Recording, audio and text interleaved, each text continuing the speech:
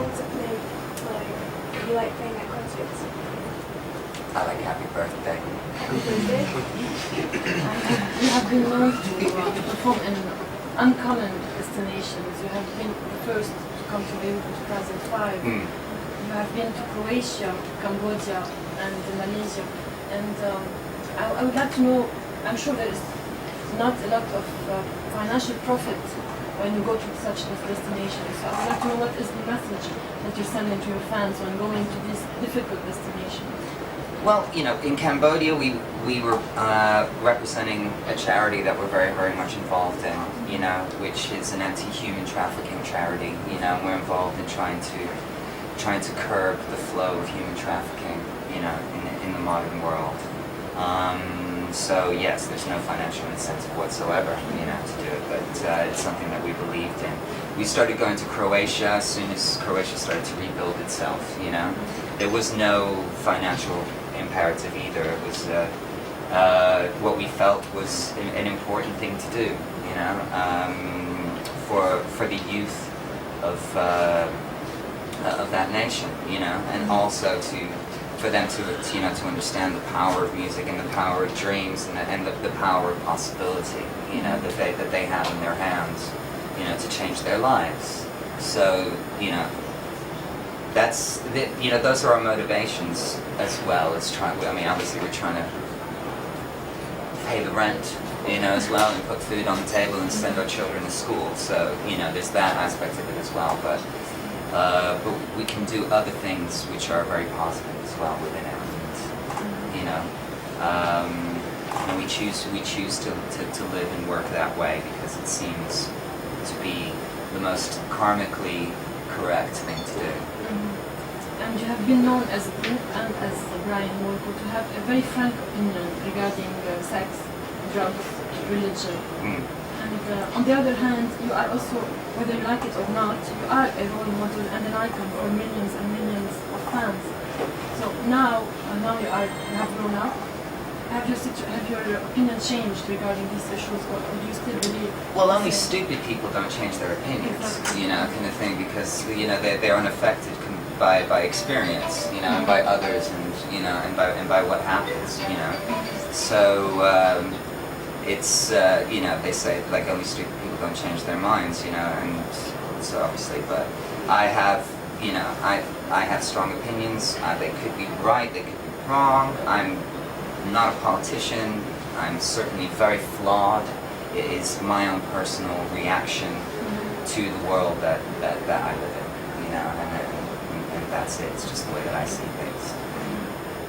My last question for you, and during the concert on Biblos in 2005, there was a little bit of disappointment. It was a huge concert. There was a little bit of disappointment that you didn't interact with the fans as they were expecting. You didn't talk to the fans, didn't tomorrow or after tomorrow.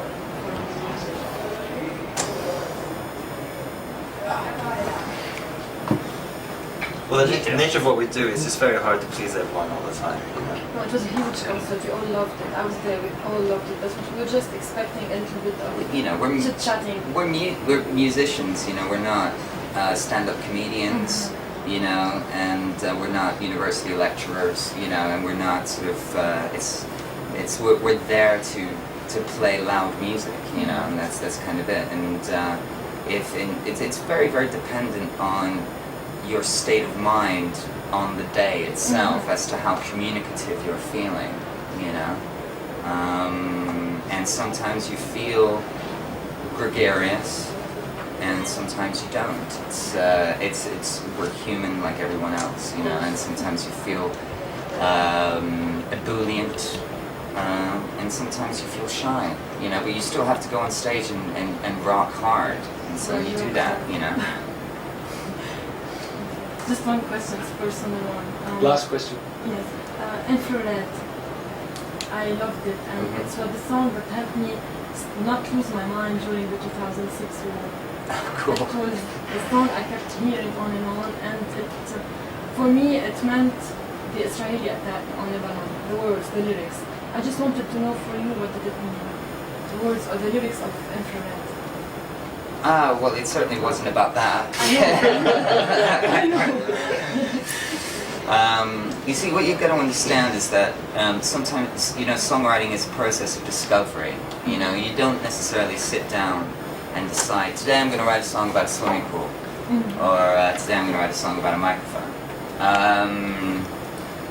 So it's the process of writing is often sort of like feeling your way around in a dark room, you know, and sort of bumping into the walls. And it's not until it's finished that you actually understand what sort of the song was about. Now, what's particularly interesting about Infrared itself is that I wrote the lyrics backwards.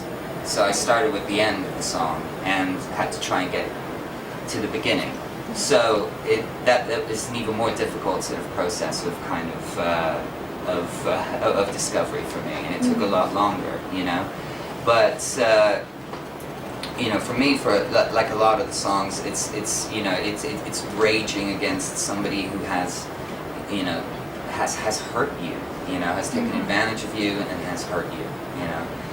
There's enough ambiguity in the song for it to be about what you said it was about to you, and for it to be about something completely different to somebody else. And I think that that's a positive thing. I think that if each audience, each listener can connect to the music and live their own story throughout the music, then it is doing something that's very, very positive.